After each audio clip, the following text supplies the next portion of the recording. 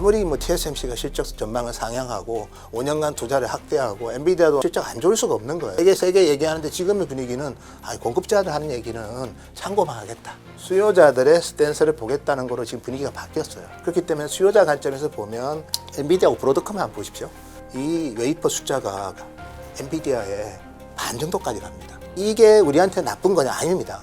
왜냐하면 수요처가 많아지는 거지 않습니까? 수요처들은 여전히 더 좋은 메모리를 써야 되거든요. 저도 계산해보고 깜짝 놀랐어요. 구글이 2028년에는 이 TPU 예부 판매가 500만 개 팔리잖아요. 한 2,500억 불 정도 나올 수 있어요. 올해 구글의 클라우드 매출액이 1,300억 불이잖아요. 네. 2배가 될 수도 있습니다. 프로젝트가 잘 됐을 때 가정이지만 저희가 보는 거는 네거티브 캐시플로만 보는데 그들은 웃으면서 왜 투자할까?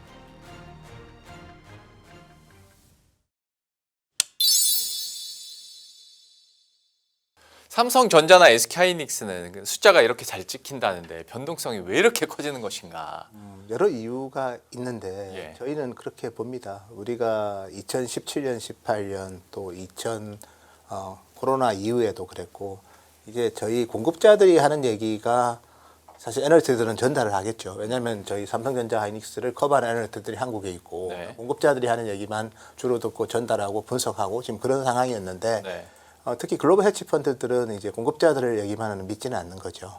일단 수요처들의 얘기를 듣는 거고. 그래서 지금은 변곡점에 온 건 분명한 게 저희도 뭐 사실 6월달에도 그런 내용을 썼지만 난기류라는 게 그렇습니다. 결국 이제 영업이익 증가폭이 둔화되고 그 다음에 메모리 가격 상승폭이 둔화될 때 과거에도 주가가 많이 하락을 했거든요. 그래서 그때의 경험을 갖고 있는 하여튼 투자자들이 특히 최근에는 특히 레버리지나 이런 거를 글로벌하게 많이 하잖아요. 네. 그런 약한 고리를 딱 공격을 했다 그렇게 보고 있고요. 그래서 저희는 지금 우리 뭐 TSMC, 엔비디아, 삼성전자, 하이닉스, 키옥시아 이런 기업들이 하는 얘기를 아무리 실적이 좋다고 하고 앞으로도 뭐 더 비저빌리티가 있다고 해도 일단 시장은 이제 의심하기 시작했어요. 네. 시장의 관심은 공급자의 하는 얘기는 이제 당연히 듣지만 그래도 수요자의 얘기를 동시에 체크하려는 그 분위기로 바뀌었기 때문에 제가 오늘 이제 수요자들의 얘기를 좀 하려고 합니다. 예. 그러면 그 수요자 얘기 해보도록 할 텐데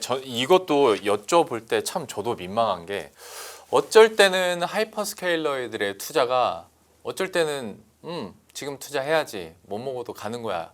이거를 긍정적으로 해석할 때가 있고 야, 이렇게까지 투자하는 게 맞아? 라고 의심하면서 또 떨어질 때가 있고 지난 주말 사이에는 또 미국 시장에서 올랐던 종목들을 보면 또 하이퍼스케일러들의 어떤 투자의 정당성을 어느 정도 또 인식을 한 것 같은데 야 이걸 수요자 입장에서 봤을 때 지금의 상황을 어떻게 해석해야 되는 건지. 그래서 저는 이제 제가 이제 준비한 차트가 오늘 몇 개 있는데요. 네. 일단 그 지역별 하이퍼스케일 커패시티를 보면 2031년에 되면 이제 북미, 여기는 거의 북미가 미국입니다. 예. 미국이 이제 전 세계 데이터 센터 캐파의 거의 50%가 넘습니다. 그래서 이쪽 중심으로 미국에서 메가 프로젝트들이 많이 진행이 되고 있고요. GPU가 뭐 100만 개, 200만 개짜리 프로젝트들이 많이 준비가 돼 있는데, 근데 이제 이런 그래서 AI가 좋으니까 이렇게 투자한다고 보는 거죠. 네. 근데 또 다른 한편으로 보면 당장 보면 뭐 오픈 AI도 여전히 적자나고 있고, 엔트로피가 뭐 조기 흑자가 됐지만 AI가 과연 돈이 되냐에 대한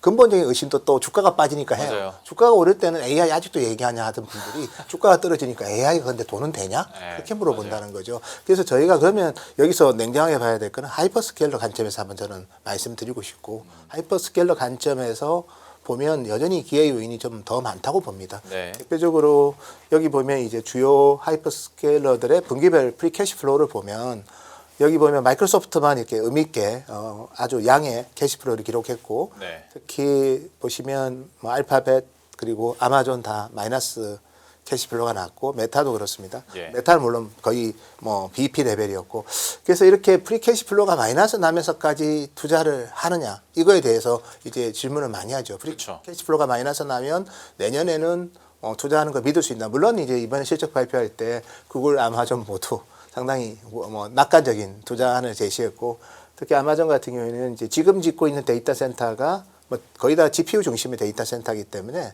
2년치, 28년까지는 다 부킹이 되어 있다는 얘기를 했어요. 네. 그래서 시장의 비저빌리티에 대해서는 상당히 좋게 얘기하고 나오는 숫자는 여전히 음의 캐시플로가 나왔기 때문에 예. 시장에서는 좀 뭐 약간은 좀 체크하려는 그 마음도 있을 것 같고요. 그래서 제가 하면 아마존하고 구글이 왜 그렇게 좀 나오는 캐시플로는 마이너스지만 왜 이렇게 좋게 얘기하고 낙관을 할까에 대해서 제 스스로도 좀 많이 고민을 하고 있거든요. 네. 그래서 그 얘기를 조금 지금부터 좀 드리려고 합니다. 저 그 전문적인 그 센터장님 뷰 말씀드리기 전에 예, 그냥 개인 투자자 입장에서 하나만 좀 여쭤보겠습니다. 예, 예. 방금 보여주셨던 그 차트에서 예. 그러니까 똑같은 차트 가지고도 해석을 달리 하시잖아요. 그렇죠. 이제 시장에서는. 예. 근데 그 자료 다시 한번 보여주시면 예. 작년 3분기나 4분기 이거 말고 방금 전에 있었던 3분기나 4분기 같은 경우에는 예. 그냥 투자가 이렇게 많이 돼도 예. 여전히 잉여 현금 흐름은 많이 있으니까 괜찮아. 아직 돈 그렇죠. 못 벌어도 괜찮아. 그렇죠. 네. 근데 올해 2분기 되니까 얘네들이 한두 군데씩 마이너스를 찍기 시작하네. 그렇죠. 예. 이거 버틸 수 있는 거야? 이제 이렇게 로직이 가는 건데. 그래서 이제 재무적으로 이제 파이낸싱을 한 거죠. 네. 그래서 뭐 알파벳은 뭐 유상증자를 했고 아마존 회사채를 발행해서 영업활동 후 현금으로 오면서 마이너스 나는 거를 재무활동 현금으로 네네. 일단 보충을 했고 그러면 왜 더 세게 안 했냐는 제가 봤을 때는 이거는 시간이 지나봐야 되지만 저는 뭐 제 개인적인 추정이지만 2027년 어느 시점에는 상당히 의미 있는 양의 캐시플로우로 바뀔 거라고 봐요. 그렇게 보는 이유가 제가 두 가지가 있는데요. 예. 첫째, 이제 아마존이 올해 클라우드 매출액이 한 1,900억 불 정도 예상됩니다. 연간으로. 네. 그다음에 구글은 한 1,300억 불 정도 예상되는데 아마존이 이번에 컨퍼런스 콜에서도 얘기했죠. 그 그라비턴이랑 그다음에 우리 트레니언과 같은 아마존의 그 에이직 반도체가 올해 매출액이 250억 불 정도 되고 그게 이제 일정 부분 예부 판매가 된다고 합니다. 네. 예부 고객한테. 근데 뭐 아마존도 아마존의 그 반도체 매출액은 그러니까 올해 연간 클라우드 매출액이 한 13% 정도 되고요. 반면에 이제 구글은 상당히 좀 파워풀합니다. 구글은 올해 이미 두 개 프로젝트가 있는데 하나는 그 블랙스톤하고 만든 조인트 벤처가 있어요. 네. 블랙스톤 구글 뭐 클라우드 조인트 벤처가 있고 그다음에 블랙스톤하고 그다음에 또 다른 회사 그리고 브로드컴하고 만든 또 조인트 벤처가 있는데 여기가 이제 구글의 TPU를 예부에 판매하는 겁니다. 네. 올해 예부 판매 물량이 한 100만 개, 물론 엔트로피 사이 가능성도 있고 그건 좀 봐야 되지만 한 100만 개 정도 되고 그 중에서 그 금액이 대략 200억 불 정도 되거든요. 네. 예부 판매가. 그리고 뭐 저도 뭐 그 숫자는 뭐 일부 다른 쪽에서 저희도 받은 거지만 2028년에 목표가 500만 개예요. 그래서 외부 판매 TPU의 매출액이 지금 현재 구글 클라우드 매출액보다 초월합니다. 네. 그 말은 이제 예부 판매, 그러니까 그러면 지금 구글 같은 경우에도 그렇고 아마존도 그렇고 지금 데이터 센터를 엔비디아 것만 쓰다가 자기 솔루션을 쓰면서 데이터 센터가 이상이 없다는 거를 증명을 하고 그러고 나서 이 솔루션을 예부 판매를 합니다. 왜 그러냐면 엔비디아 게 너무 비싸기 때문에. 네. 그래서 처음에는 자기 거를 위해서 썼는데 네. 이거 보니까 되는 거예요. 그러니까 이제 엔트로픽도 관심이 있고 메타도 관심이 있는데 구글 같은 경우에는 작년에 TPU가 제가 기억으로는 280만 개, 올해가 이제 내부 수요가 330만 개고 예부 판매가 100만 개입니다. 근데 이 예부 판매가 이제 500만 개까지 가는데 그 파트너가 블랙스톤 이게 이미 다 돈이 들어갔거든요. 그래서 이렇게 되면 반도체 예부 판매만 가지고도 구글 같은 경우는 28년에는 클라우드 매출액이 육박한다는 거죠. 저는 되게 이건 아마 시장이 간과하고 있는 부분이에요. 프리캐시 플로우라는 게 사실은 뭐 에비타가 많아서 좋아질 수도 있고 네. 캐펙스가 줄어서 좋아질 수도 있는데 그렇죠. 일단은 그 구글의 자체 실리콘은 캐펙스를 줄이는 요인도 되죠. 엔비디아 칩을 적게 쓰면 되니까. 두 번째는 외부 판매를 통해서 에비타가 증가하는 요인도 된다는 거죠. 똑같은 상황이 아마존에도 지금 재현이 되고 있다. 이게 첫 번째입니다. 아마 네. 시장에서 이런 얘기하는 분은 없을 것 같아요. 그리고 두 번째는 지금 우리가 뭐 보면 클라우드 사업자들 영업이익률은 좋잖아요. 뭐 35에서 네. 30% 후반 정도 나오는데 다만 이제 영업상 현금 흐름이니까 결국 이제 뭐 전체적으로 이제 캐펙스가 많고 뭐 그런 상황인데 근데 과거에 했던 계약들이 있습니다. 2024년, 25년 그때 맺은 계약들이 주로 이제 오픈 AI 이런 기업들하고 계약을 많이 했거든요. 근데 그런 계약이 현재 GPU 가격보다 계약 가격보다 반값이에요. 그러면 이게 내년에 재계약하거든요. 네. 재계약하면 현실화시키지 않을까요? 네. 그러면 당연히 그만큼 이제 고객들의 가격이 올라가는 부담이 있는데 문제는 이제 어떻게 하느냐. 그래서 선택을 줍니다. 나의 솔루션을 쓰면 올리는 폭을 적게 주고요.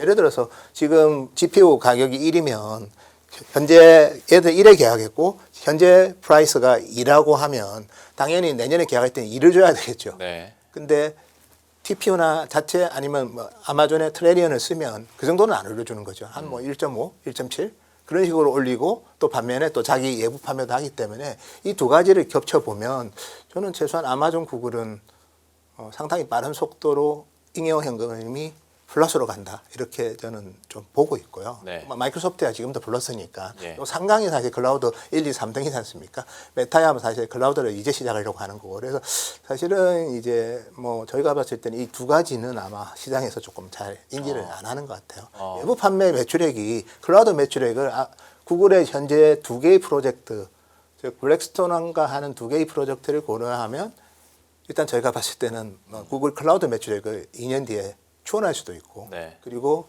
요금제를 정상화시키고 그러면 이제 예를 들어서 오픈 AI, 엔트로픽은 요금을 동시에 올려버리면 되게 원가가 올라가니까 그런 경우는 고통스러울 거 아닙니까? 그런 경우에는 가면 내 칩을 써라. 내 TPU를 쓰고 뭐 아마존 같은 건 나의 그래비톤을 쓰면 네. 그 정도는 안 올리겠다. 네. 그런 식으로 하면서 이 분위기를 만들 가능성이 좀 있어 보여서 하이퍼스케일러는 좀 선순환 고리로 갈 것 같아요. 다만 이제 이렇게 되면 뭐가 문제인가 하면 엔비디아가 그러면 비싸게 받아서 이런 거잖아요, 결과적으로. 그렇죠. 그래서 엔비디아 같은 경우에는 그러면 이제는 조금 그러니까 뭐 예를 들어서 그 토탈 코스트를 조금 낮춰줄 지금 현재 상황은 그렇지는 않지만 네. 결국은 이제 그 고객들의 코스트 부담을 좀 줄여주기 위해서 노력도 할 수도 있지 않을까. 그래서 최근에 조금 다른 영역이긴 하지만 그 소켄 같은 경우에 처음에 이제 192GB 달려고 했다가 일부 이제 스펙을 조금 낮추기도 하고 그다음에 이제 HBM4E 같은 경우에도 저기 루빈 울트라가 원래는 1TB였는데 가봐야 될 것 같아요 지금은. 그래서 엔비디아도 그러면 이 가성비 가지고 덤비는 이 클라우드 서비스 프로바이더들과 얘들이 그냥 예를 들어서 그냥 인프라 투자만 하는 게 아니라 자체 칩으로 인프라 비중을 높이려고 하잖아요. 예. 그럼 엔비디아 입장에서는 아무리 쿠다가 있고 뭐 NVLink 스위치가 있고 다 좋아도 분명히 이제 이렇게 자체 솔루션이 강한 회사하고 부딪히면 엔비디아도 어느 정도 계속해서 그 코스트를 높일 수는 없는 거거든요. 네. 그래서 이런 부분들이 근데 우리 기업들 입장에서 보면 이 구글하고 이 아마존 같은 경우에는 우리 기업들 입장에서는 이 메모리도 공급하지 않습니까? 네. 근데 얘들한테 HBM도 공급하거든요. 그렇죠. 그러니까 장기 계약을 왜 맺을까를 보면 이들한테는 우리 HBM도 필요한 거예요. 그리고 우리의 서버 디램도 필요하고 SS도 필요한 거고. 그래서 그런 식으로 하면 왜냐하면 이 알파벳 구글이든 아마존이든 엔비디아든 다 HBM은 필요하고 메모리 반도체는 필요하기 때문에 그래서 전체적으로는 어떻게 싸우든 저희는 토탈은 아마 저는 긍정적인 효과가 있을 것 같은데 다만 이제 노이즈라는 게 있는 게 그러면 둘이 붙으면 이렇게 붙으면 엔비디아가 조금은 코스트에 대해서 좀 민감해질 수 있고 그렇겠죠. 그렇게 되면 이제 결국 이제 스펙을 좀 다운시키지 않을까요? 메모리 스펙을 다운시키지 않을까? 이건 나오면 노이즈가 될 수 있어요. 네, 네. 다만 자세히 뜯어보면 토탈 쓰는 건 더 많아요. 그래서 실제로 지나보면 별건 아니지만 그래서 제가 지금 낭규류라고 계속 얘기하는 게 이렇게 뭐 이제 금방 이 얘기를 들어보면 뭐 하이퍼스케일러가 내년에 조기에 잉여현금이 플러스 전환한다고 하면 하이퍼스케일러도 주가는 되게 좋을 거고요. 그러면 이제 하이퍼스케일러들의 이제 투자 여력이 생긴 거니까 메모리 반도체에 대한 우려도 많이 사라지겠죠. 그렇지만 또 엔비디아 같은 경우에도 그렇고 이제 일부 이제 뭐 결국 가격 경쟁을 하는 거기 때문에 네. 그게 따른 이제 일부 스펙 다운 이런 것들은 마이너한 이슈고 사실 뜯어보면 오히려 총량은 더 쓰는 그런 형태가 될 거라고 저는 보고 있거든요. 그래서 이 부분이 아마 시장이 조금 아직까지 캐치는 못하는 부분이 돼요. 이번에 다컴코를 자세히 들어보니까 이런 내용들이 좀 숨어 있더라고요. 그래서 아마존도 그래비톤 250억 불 얘기했고 구글이야 뭐 사실 그런 걸 밝히지는 않지만 구글이 TPU가 이미 검증된 제품이지 않습니까? 그리고 구글하고 블랙스톤이 두 개의 프로젝트를 이미 올해 론치를 했습니다. 4월달, 6월달 론치를 했거든요. 두 개의 그 조인트 벤처를 론치를 했고 하나는 브로드컴까지 들어가 있어요. 근데 시장에서 관심 있는 사람이 아무도 없어요. 그래서 뭐 구글의 TPU 같은 경우에는 이제 지금처럼만 만약에 예부 판매가 되면 구글 클라우드 매출을 추월할 수 있어요, 사실은. 그렇게 본다면 이제 얘들은 선순환 고리에 들어갔고 그다음에 이제 최종 소비자가 되는 LLM 애들은 어떻게 되느냐인데 LLM 같은 경우에는 이제 뭐 LLM도 그래서 크게 자체 세 가지 솔루션으로 갑니다. 하나는 엔비디아가 돈 투자하니까 엔비디아 솔루션을 쓰거나 아니면 기존에 이제 구글하고 아마존한테 특히 구글의 TPU를 써서 그 전체적으로 이제 데이터 센터 임대료를 좀 덜 올리게 하거나 네. 아니면 아예 자체 데이터 센터 구축하는 거죠. 이게 지금 엔트로픽이 상장 이후에 바이캠 프로토스텍의 가장 큰 타겟이고 해서 GPU 100만 개 이상. 그래서 자체 솔루션을 쓰거나 엔비디아 솔루션이 탑재된 데이터 센터를 임대하거나 아니면 구글의 TPU를 탑재한 데이터 센터를 임대하거나 엔트로픽은 세 가지 옵션이 있는 거죠. 그러네요. 예, 아마 오픈AI도 비슷할 거고. 그래서 뭐 제가 금방 얘기한 게 그냥 요금만 올린다고 하면 오픈AI하고 엔트로픽이 좀 힘들 수 있는데 또 이런 빅테크의 자체 칩 솔루션을 쓰면 요금이 그렇게 탄력적으로 안 오르고 반면에 성능은 또 어느 정도로 나오고 그래서 사실은 이제 이 생태계가 그래서 저희가 아무리 뭐 TSMC가 실적 전망을 상향하고 5년간 투자를 확대하고 엔비디아도 아마 이제 이번 달 실적 발표하면서 또 청사진을 얘기할 겁니다. 왜냐하면 그 TSMC의 그 데이터 센터 매출액이 QOQ로 20% 늘었어요. 네. 엔비디아 실적 안 좋을 수가 없는 거예요. 그렇죠. 되게 세게 얘기하는데 지금의 분위기는 공급자들 하는 얘기는 참고만 하겠다. 수요자들의 스탠스를 보겠다는 거로 지금 분위기가 바뀌었어요. 그렇기 때문에 수요자 관점에서 보면 그냥 프리 캐시플로 마이너스네. 그러면 얘들 왜 계속 투자해? AI 아무리 돈이 된다지만 분명히 내년 되면 가봐야 되는 거 아니냐인데 그래서 저도 이제 계속해서 이제 기업들 계속 뭐 하여튼 추적하고 대만이랑도 소통도 좀 하고 그래서 제가 이게 자료 중에 엔비디아하고 브로드컴을 한번 보십시오.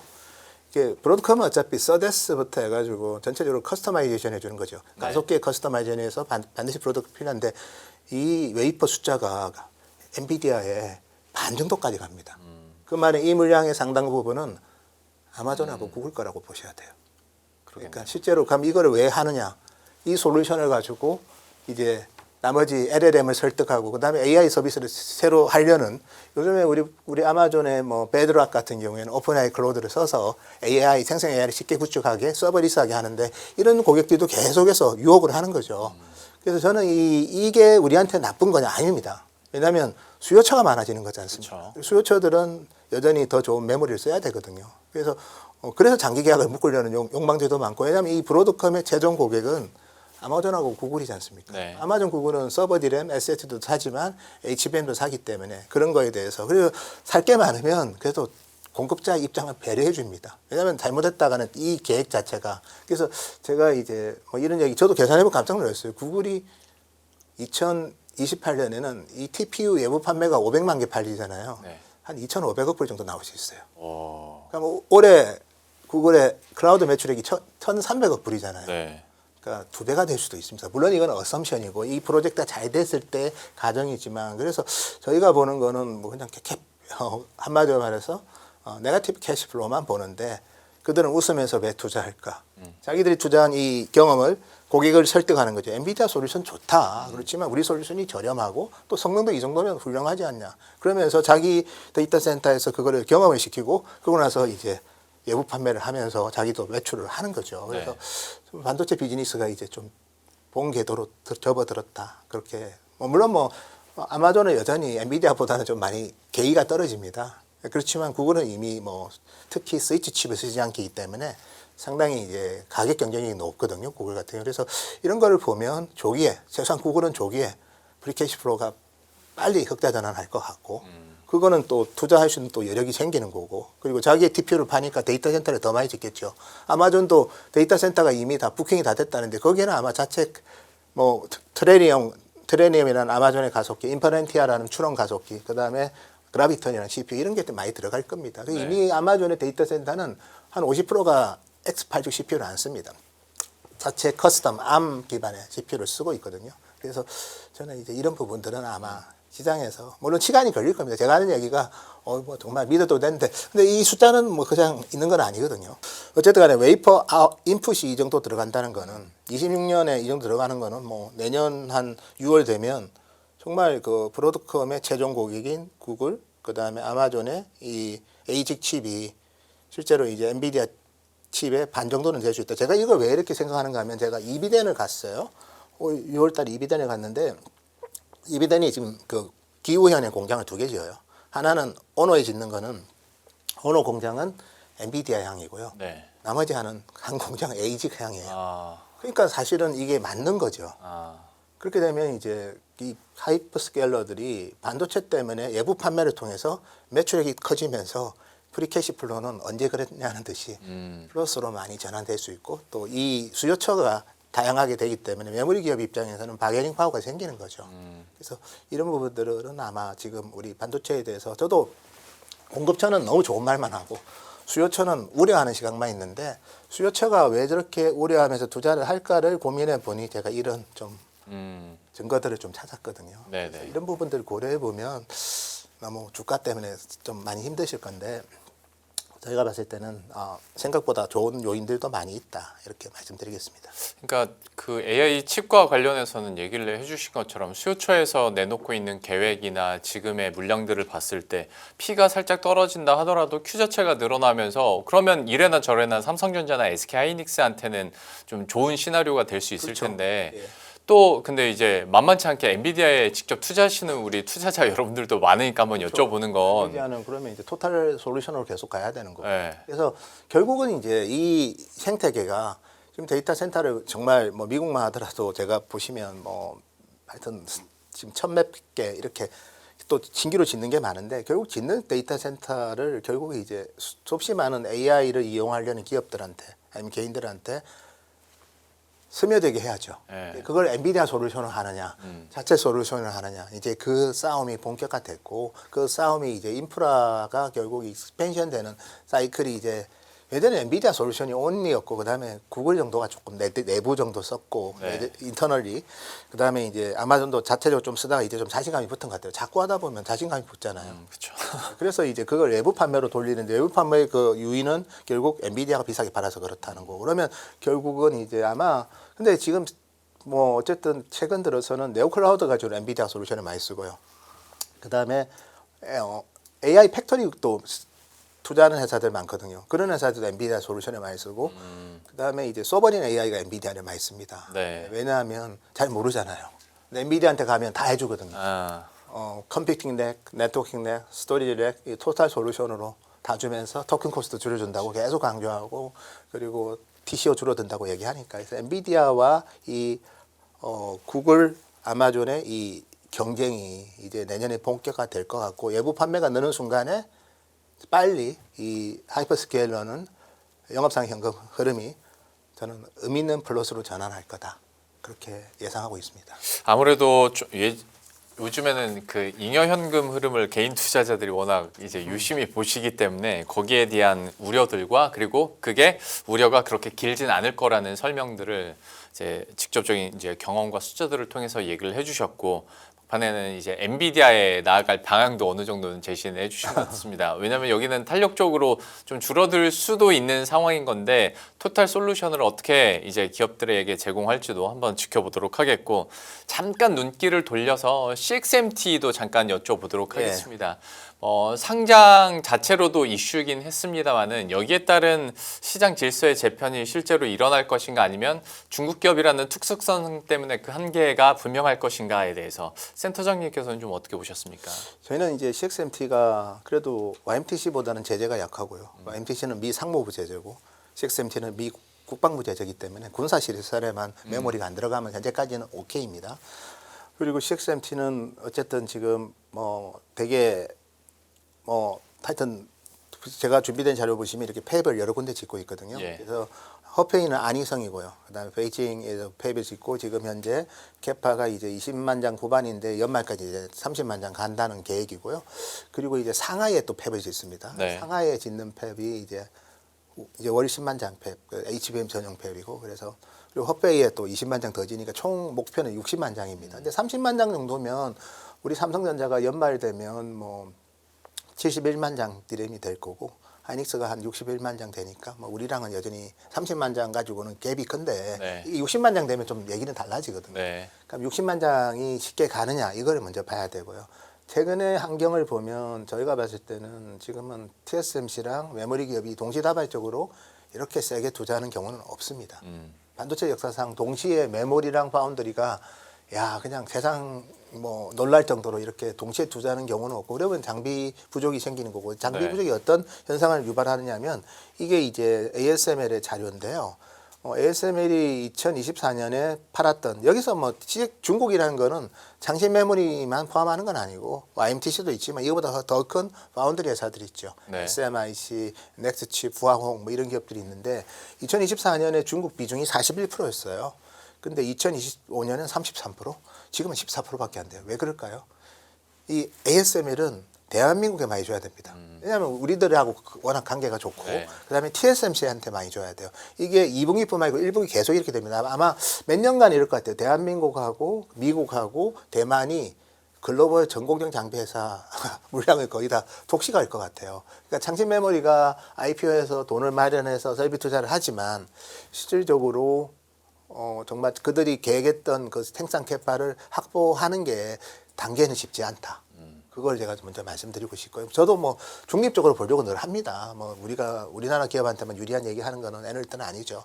다만 이제 이건 나오는 숫자잖아요. 제가 나머지 장비 회사 봐도 중국 줄 게 어딨냐 지금 그럽니다. SMIC가 그렇지 않습니까? TSMC 때문에 투자 못 하겠다고 네. 장비 다 가져가 가지고. 그래서 이게 올해로 끝나는 게 아니라 몇 년간은 이 현상이 있으면 장신 메모리가 당연히 지금 생산 캐파가 필요할 때 못 짓잖아요. 네. 그러면 뭐 전체적으로 이 레벨업은 안 되는 거죠. 두 번째는 창신 메모리가 이제 상하이 짓는 팹은 이 구도입니다. 저희도 이제 대만 가서 좀 체크를 한 내용이고요. 창신 메모리가 이 HBM3를 만듭니다. 그리고 여기에 들어간 로직 다이는 중국 파운드리 회사인 넥스칩에서 공급을 해요. 그 다음에 하웨이 어센드는 이제 엔비디아 칩하고 똑같다고 보시면 됩니다. 가속기죠. 네. 가속기인데 여기는 SMIC에서 바운드리를 합니다. 이렇게 해서 어셈블리를 하는데 이 어센드 칩이라는 건 데이터 센터에도 들어가고 두 번째는 자율주행차 그리고 로보틱스 다 들어갑니다. 근데 이 어센드 칩이 또 사실은 인공위성에도 들어가거든요. 그리고 그렇다는 말은 이제 군사 장비로 분류될 수도 있죠. 그래서 사실 이제 창신 메모리가 HBM을 하웨이에 자꾸 넣는 게 확인이 되면 창신 메모리에 대한 지금의 제재가 강화될 수도 있다. 그래서 이런 부분은 뭐 가봐야 되는 거지. 네. 그래서 시장에서는 너무 걱정하는데 일단 장비가 없다. 두 번째는 이제 이런 비즈니스. 왜냐면 하웨이가 처음에 HBM2는 푸젠진한테 시켰고요. HBM3는 장신 메모리 시켰습니다. 그래서 이렇게 해서 하는 거라서 이걸 뭐 저도 아는데 미국이 모르겠습니까? 그래서 이런 부분에 대해서는 장신 메모리에 대한 제재가 강화될 수 있다. 이렇게 말씀드리고 그다음에 하나 더 말씀드리고 싶은 거는 이제 애플이 장신 메모리와 YMTC 쓰려고 하니까 우리 마이크론이 미국에 공장 짓지 않습니까? 그래서 아이다호 그다음에 뉴욕주에 있는데 이 공장들을 이런 식이면 캐파 확대 못 하죠. 그러니까 이제 그 주정부에서도 나서고 그다음에 상원 하원에서 애플한테 너 미국에 지금 공장 짓는 마이크론 그다음에 우리 인디애나주도 나서고 있어요. 인디애나주는 우리 SK 하이닉스가 패키징 공장 짓고 있고 텍사스도 나서야 될 것 같아요. 텍사스는 물론 메모리는 아니지만 네. 그래서 전체적으로는 이제 우리 미국 뭐 주요 지방 정부 그다음에 의원 국회에서 나서서 애플 장신 거 쓰지 마 그렇게 얘기하고 있어가지고 뭐 결국 이제 이런 것 때문에 주가 빠진 건데 자세히 뜯어보면 그들이 가는 길이 그렇게 목적지에 쉽게 가지는 않을 것 같다. 말씀드리고 싶고 그다음에 DUV 관련해서도 제가 이제 DUV 회사들 많이 갔다 왔죠. 그래서 SME도 제가 2023년에 갔다 왔고 거기 갔는데 블랙리스트로 지정돼 있어요. 그다음에 하웨이는 이제 그 노광과 관련된 기술을 사이캐리어라는 심천 있는 회사한테 기술 이전을 합니다. 네. 이 두 군데에서 뭐 16나노 만들려고 하다가 잘 안 됐어요. 그러고 나서 둘 다 블랙리스트이기 때문에 어떤 제품을 만들어도 쓸 수는 없어요. 그래서 결국 이제 이번에 새로운 회사한테 기술 이전을 하지 않았나 생각이 들고 그 회사가 예를 들어서 두 회사 출신들이 나와서 만든 회사라고 하면 이 회사도 또 블랙리스트도 지정할 수 있습니다. 그럼 여기서 만든 제품이 성과가 있고 없고는 우리 뭐 제가 지금 판단하기는 힘든 거고 다만 이제 그 두 회사의 소스가 출신들이 다 블랙리스트 기업 출신들이다. 왜냐하면 중국에 노강할 때가 여기 두 군데 말고는 없습니다. 네. 그래서 저도 상하이 마이크로 일렉트로 이퀴먼트 그때 가서 이제 물어봤어요. 너희들 로드맵에 달라 하니까 뭐 일단 우리 지금 뭐 110나노 가능하고 2023년에 24년까지 28나노 하고 그 다음에는 뭐 그 밑에까지 가보겠다는데 어쨌든 뭐 그이고 나서 미국에서 바로 블랙리스트로 걸어버리더라고요. 그래서 사실은 이제 이런 부분들도 뭐 결국 우리는 그거 아닙니까? 중국이 노광까지 국산화해서 이제 상시 메모리가 캐파를 예산 장비 없이 증설해가지고 진흙탕 만든 거 아니냐인데. 뭐 노강도 한번 검증을 해봐야 되지만 정착 시각도 작년에 제가 반도체 장비 회사 글로벌하게 다 체크해 보니까 중국의 수출이 증가한 회사가 딱 하나 있어요. 작년에 중국 반도체 투자가 줄었거든요. 네. 하나가 어딘가 그 랩 리서치입니다. 그만큼 시각은 중국도 어떻게 하기 힘든 거예요. 에이맥이라는 회사가 있지만 여전히 아주 사이드 시각이고 메인스트림 시각은 역시 랩 리서치한테 상당히 의존하고 있습니다. 그래서 그런 거를 고려해 본다면 노광 장비 하나가 국산화된다고 해서 국산화되지 않고요. 수없이 많은 장비가 다 국산화가 돼야 되는데 노광이 물론 중요합니다. 그렇지만 시각도 중요하고 여러 공정들 그리고 제일 중요한 거는 뭐 여러 가지 매스크를 어쨌든 그 관련된 여러 가지 공정들 이런 것들이랑 그다음에 핵심 이제 항물 정착 이런 것들은 여전히 뭐 우리 어플라이드 머티리얼, 랩 리서치, 도쿄 일렉트론 뭐 이런 데 많이 의존하고 있고 노광은 물론 ASML이지만 그래서 그런 각도에서 본다면 중국발 우려는 경계는 해야 되고 물론 이제 컨슈머 제품 이런 쪽은 이제 중국 시장에 대한 우리 기업들의 노출도는 계속 줄어들 거예요. 뭐 그거는 소비자 제품 자체가 다만 이제 반도체 시장에서 중요성이 많이 떨어졌기 때문에 TSMC만 하더라도 매출액이 66%가 데이터 센터고 그래서 애플이 이번에 실적 발표하면서 되게 아쉬워했잖아요. 예. 근데 똑같이 이 소비자 제품 자체로서 중국 시장이 의미가 있는데 최소한 향후 몇 년간은 반도체 시장에서 중요한 거는 데이터 센터다 이렇게 말씀드리고 싶고 소비자 제품에서 중국 기업들이 뭐 당연히 우리 기업들한테 이업이 되겠지만 결국 이제 우리 기업들은 더 프리미엄 제품들 비중을 높여서 뭐 DDR6 뭐 그다음에 더 좀 하여튼 저전력을 구현하는 그런 제품들을 많이 라인업을 확대한다면 그리고 이 창실 메모리가 왜 이렇게 할까요?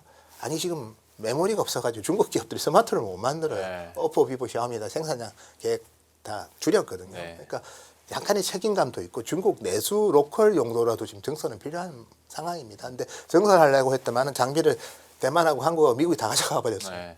그래서 이런 부분들 왜냐하면 장비 회사는 세파 증설이 그렇게 유연하지는 않습니다. ASML EUV는 분기에 16대밖에 지금 현재까지는 못 만들고 있고요. 연간 뭐 65대 뭐 이렇게 EUV나 물론 중국에 가는 건 아니지만 어쨌든 간에 장비 회사들 같은 경우는 부품이 장비거든요. 부품 수만 개로 장비를 만들기 때문에 부품 회사들의 캐파 증설이 유연하지 않으면 용이하지 않으면 이 공장의 캐파 이게 몇 개 짓겠다 이렇게 막 발표하잖아요. 장시 메모리 60만 장 예를 들어서 뭐 삼성, 하이닉스, 마이크론 그렇게 얘기하는데 그 장비는 누가 넣는지 한번 체크해 봐야 돼요. 같은 장비 회사가 다 넣어야 되거든요. 그래서 장비 회사 기준으로 제가 계산해 보니까 그 계획이 우리 기업이야 워낙 이제 오랫동안 좋은 관계를 유지했고 그렇기 때문에 조금 가시성이 있지만 나머지 후발주자한테는 그 목표가 현실이 되기에는 상당한 갭이 있다 이렇게 말씀드리겠습니다. 알겠습니다. 참 지금 하이퍼스케일러에 대한 전략이나 아니면 지금의 재무 상태부터 뭐 엔비디아 얘기도 잠깐 했고 CXMT에 대한 분석까지 해주셨는데 사실 개인 투자자 입장에서는 센터장님의 모든 설명 뒤에 붙는 질문이 그래서 삼성전자와 SK하이닉스는 이일 것 같아요. 그렇죠. 투자 전략적인 측면에서 그래서 이 두 기업을 바라보는 전망이나 시각에 대해서는 좀 어떻게 보시는지 마지막으로 한마디 부탁드리겠습니다. 상반기보다는 뭐 마음은 변하지는 않을 겁니다. 네. 상반기는 뭐 좋은 실적과 그다음에 뭐 가격도 계속 올랐고 하반기도 가격은 오를 겁니다. 다만 이제 가격 오르는 폭은 둔화되고 그다음에 영업이익 증가폭도 둔화되고 그리고 또 뭐 고객사들의 노이즈도 일부 있을 거고 그렇지만 저는 이제 큰 조정은 좀 마무리되는 과정이다 이래 보고 있고요. 그렇게 보는 이유가 이제 나올 내용들은 거의 다 나온 것 같아요 이제는. 추가적으로 해봤자 뭐 예전에 소캠 나왔을 때도 지나보니까 별거 아니었고 그래서 실질적으로 물론 이제 메모리를 적게 쓰려는 그런 기술들이 계속 나오겠죠. 그때 또 흔들릴 건데 또 지나고 보면 여전히 그러면 메모리 더 쓰게 되는 거예요. 결과적으로 또 활용도가 올라와서 해서 그런 내성은 생길 것 같고요. 그러면 이제 본질을 보면 결국 이제 죄송하지만 PBR을 좀 봐야 될 것 같고요. 네. 그래서 영업이익은 이제 제가 삼성전자, 하이닉스가 다 이래 탄력적으로 증가하는데 제가 이번 실적 나오라서 업데이트를 해보니까 하이닉스 북밸류가 100만이 넘더라고요. 왜냐하면 이번에 2분기에 영업의 수익이 많았거든요. 그러니까 내년에 북밸류가 100만 원, 그리고 28년에 150만 원, 삼성이 18만 5천 원입니다. 그래서 사실 하이닉스가 150만이면 PBR 1.5배고요. 내년 기준으로. 그다음에 삼성전자 같은 경우에는 이제 18만 6천 원이면 어쨌든 지금 주가로 하여튼 계산해 보면 하여튼 오늘 24만 원인가요? 그래서 1.5배라서 사실은 이제 1.5배 받을 만큼 우리 기업들이 이익이 올해로 끝나느냐. 내후년부터 이익이 감이 가면 그게 맞죠. 근데 저희가 아무리 봐도 장기 계약 맺고 그래가지고 그리고 엔비디아를 통해서 공급하는 물량들 뭐 그런 간접적인 매출 고려해 보면 내년에 이익이 감익하기는 힘들거든요. 네. 근데 지금 현재 주가는 감익을 프라이싱하고 있고요. 그리고 ROE가 되게 높잖아요. 네. ROE가 뭐 올해 한 90% 하이닉스 나올 거고 삼성은 한 50% 이상 나올 것 같은데 결국 이제 이렇게 높은 ROE에 PBR 1.34배 받으면 TSMC 같은 경우에는 지금 어쨌든 간에 지금 PBR 10배거든요. 그러니까 그들이랑 뭐 바운드리랑 비교하기는 좀 그렇지만 그래도 절대적인 그 밸류에이션이 너무 이 정도면 좀 너무 좀 뭐라고 할까 디스카운트를 많이 하고 있어서 이 가격에서는 그냥 너무 두려워할 필요는 없을 것 같고 결국 이제 이거를 좀 조기에 앞당겨 주는 거는 주저하는 정책을 좀 해야죠.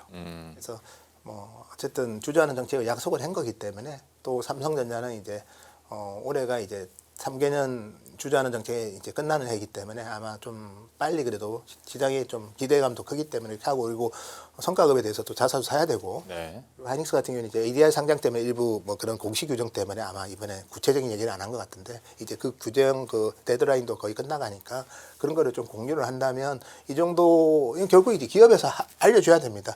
너무 싼 거 아니냐는 알려주는 방법 중에 하나가 주저하는 정책인 것 같아서 그래서 저도 뭐 PER을 얘기하고 싶지만 그러기에는 뭐 주가가 이미 많이 빠진 상태에서 아직 PER을 안 믿는다는 겁니다. 지금 주가가 예. 빠진 거는. 예. 그래서 PER은 안 믿지만 그래도 PBR은 PBR은 그래도 거짓말 잘 안 하지 않습니까? 이게 변동성은 반도체 가격이 변함에 따라서 움직이지만 쌓여 있는 이익은 그래도 좀 덜 거짓말하거든요. 네. 그러면 이 숫자로 놓고 보면 이 정도로 내년 당장 메모리 가격이 하락해 이거를 반영하고 있는 주가이기 때문에 그건 좀 아니지 않나 싶어서 감해도 되었다 이렇게 말로 좀 대신하겠습니다. 저 그 센터장님의 설명과 뉘앙스를 충분히 다 이해를 했는데 또 개인 투자자의 마음을 대변해서 이거는 그냥 짧게 예. 여전히 개인 투자자들은 PER로 보고 싶어하고 그러면 결국에는 이 두 기업도 주가가 실적에 수렴할까라는 이 고전으로 가는데 그 희망에 대해서는 어떻게? 저는 이제 결국 이제 이 사이클이 그때랑 다르다. 이거는 시간이 증명합니다. 시간이 증명하는 좋은 조건들도 많이 있어요. 엔비디아랑 하이퍼스케일이랑 경쟁, 그것도 반도체 경쟁, 그냥 뭐 서비스 경쟁이 아니라 네. 반도체 경쟁. 뭐 그 경쟁을 하고 있기 때문에 이익의 안정성은 되게 높고 그 다음에 이제 엔비디아랑 AMD를 통해서 나가는 제품은 우리가 하이퍼스케일이랑 굳이 만날 이유도 없는 제품이에요. 안중지대가 되는 거고 그 다음에 장기로 하이퍼스케일이랑 묶어놓는 그 계약의 조건이 되게 좋거든요. 5년 계약 같은 경우는 물량의 반은 최소한 사야 되고 네. 그다음에 이제 선수금 받고 그래서 이런 거를 감안해 보면 이런 과정을 거쳐서 메모리 가격이 급등은 안 하더라도 메모리 가격의 변동성이 적고 그 메모리 가격의 변동성이 적은 상태에서 영업이익률은 떨어졌는데 매출이 커져서 영업이익이 증가하는 게 확인이 되면 아마 그때부터는 PER을 보는 PER이 밸류에이션에 투영이 되는데 지금은 그걸 투영하기에는 일단 과거에 우리가 경험해왔던 커머디티 제품이라는 그 경험의 굴레를 바로 벗기에는 의심하는 분들이 너무 많다는 거죠. 알겠습니다. 좋은 포인트로 또 제시를 해주셨으니까 저희들도 그 관점으로도 한번 지켜보면 다시 한번 폭발하는 그 시점이 언제가 될지 어느 정도 가늠도 될 것 같습니다. 센터장님과 이야기를 하다 보니까 시간이 좀 많이 오버돼가지고요. 이 정도로 인사드려야 될 것 같습니다. 현대차증권 노근창 리서치 센터장과 함께했습니다. 오늘 말씀 고맙습니다. 감사합니다.